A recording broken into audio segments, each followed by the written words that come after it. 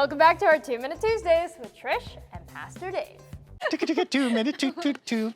All right, today's question is not from David. Yay, David month is done.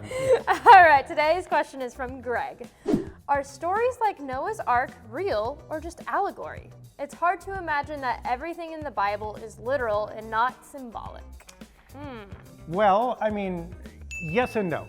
I like to think of biblical stories as inhabiting the middle ground between the two.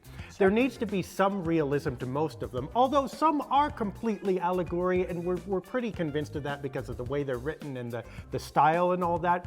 But if it's all just symbolic, then it all happens in our heads and has no connection to reality, and we know that what's in our head doesn't save us. So there must have been some historical reality somewhere to some of these things. However, if you take your life or my life or your life and fast forward it about 10,000 years, what are you going to get? The story of it is at best going to be very widely painted, widely drawn. We already know this with Abraham Lincoln, with George Washington, with Julius Caesar.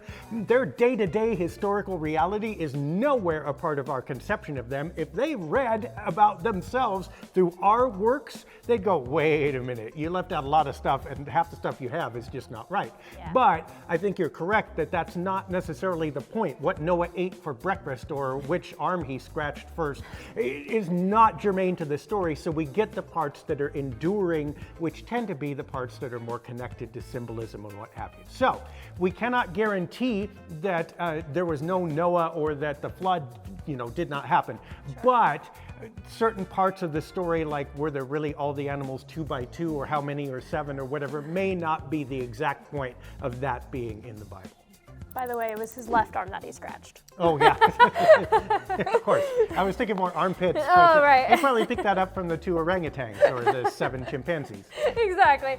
Well, if you have your own questions, we have a forum at lightofthespIrit.church and a Twitter.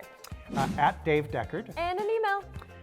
pastor@sov-id.org. That one's always harder. I know. Send us your questions, and we will see you next week for our next video.